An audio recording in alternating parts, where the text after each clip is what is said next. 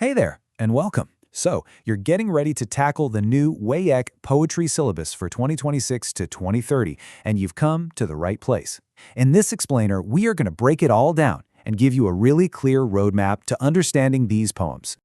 Okay, let's be real. When you first see a list of 12 brand new poems, it can feel like a lot. You've got poets from Africa, poets from Europe, all kinds of different styles, and it's totally normal to look at that list and just think, how in the world am I supposed to connect all of this? Well, that's exactly what we're here to figure out together. You know, the secret to really mastering this syllabus isn't about memorizing 12 separate poems. Nope, it's about seeing the bigger picture. We're about to uncover these amazing hidden conversations that are happening between the poets, sometimes across oceans and even across entire generations. And that right there is the key. Please don't think of this as just a checklist you have to get through. Think of it as a dialogue. What are these poets talking to each other about? What ideas connect a poem from Nigeria with one from Ireland? I promise, once you start looking for those connections, the whole syllabus just cracks wide open. So, let's dive into our first major conversation. This big struggle with authenticity in a world that's constantly changing. You're going to see a few poets on your list who are really wrestling with this tension, this pull between holding on to tradition and getting swept up by what's new. Gabriel Okara just nails this feeling in his poem, Once Upon a Time. He's talking to his son, and he's kind of mourning this past where feelings were real, you know? That image of laughing only with their teeth. Wow, it's so vivid. It's like a mask, a performance, not a real emotion. All that sincerity is just gone.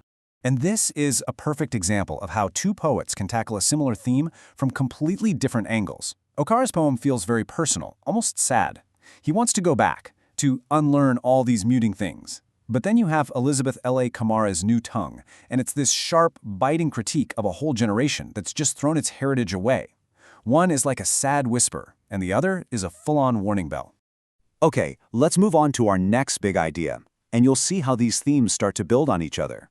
You see, poetry isn't just about personal feelings. It's so often a mirror that's held up to society itself. The poets on this syllabus are like commentators, showing us the world around them. All of it. The good, the bad, and the ugly. And sometimes what that mirror shows us is a pretty chilling warning. Niadia Sandare's poem, Not My Business, is an absolute masterclass in showing the terrifying result of just not caring. It's all about what happens when we see something wrong, something unjust, and we choose to look the other way because, hey, it's not our problem. The poem kicks off so quietly, almost casually, as this guy Akani is violently taken away. That phrase, soft like clay, powerfully shows you just how helpless he was. But for the person telling the story, it's just another thing that happened to someone else. And then it happens again. This time, it's Stanladi. You can feel the injustice creeping closer, becoming a pattern. And that phrase, a lengthy absence, is such a cold, empty way to describe something awful. Still, the speaker just keeps his distance. And here it is, the poem's haunting refrain. This is the core of the speaker's whole philosophy. The yam, well, that's just his own comfort, his own survival. As long as he's got his, he couldn't care less what happens to anyone else.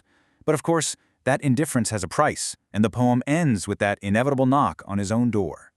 But if a Sundara is warning us about the dangers of silence, other poets are here to show us the incredible power of raising your voice. Poetry can be this amazing tool for defiance and for resilience. And honestly, there is no better example of this than the one and only Maya Angelou. I mean, just listen to that. This stanza from Still I Rise is pure power. It's an anthem. She looks oppression right in the face. She acknowledges how much it hurts. Words can shoot, eyes can cut, but then she declares that her spirit, her essence, is absolutely indestructible. Just like air, you simply cannot keep it down. So to really get how Angelou builds this incredible sense of strength, we have to talk about one of her key tools, the metaphor. Now, a metaphor isn't just saying something is like something else. It's way more powerful than that. It's saying it is something else. It forges this really direct, unforgettable image in your mind. And this is a perfect example. See, she doesn't say she's like an ocean. She says, I'm a black ocean. She becomes it. She takes on all of its power, its depth, its unstoppable force. Through metaphors just like this one, she transforms herself from someone being oppressed into a force of nature. What an incredible answer to the silence and not my business. So, we've looked outward at society. Now, let's zoom in. Let's get personal. Our third major conversation is all about the journey into the self. These poems ask, where do we come from? What's our family's legacy? And how does all of that shape who we are and what we're meant to do? These are the final lines of Seamus Heaney's brilliant poem, Digging. For the whole poem, he's been describing his father and his grandfather, how skilled they were as farmers, digging for potatoes and turf. They were men of the earth. And Heaney, the writer, feels a little bit separate from that legacy. But then he has this amazing realization. He doesn't have to follow their exact path to honor them. His tool isn't a spade, it's a pen. But he can use that pen with the same skill, the same dedication. He can dig into his memories, his culture, his history. He's carrying on the family tradition of hard work, just in his own way.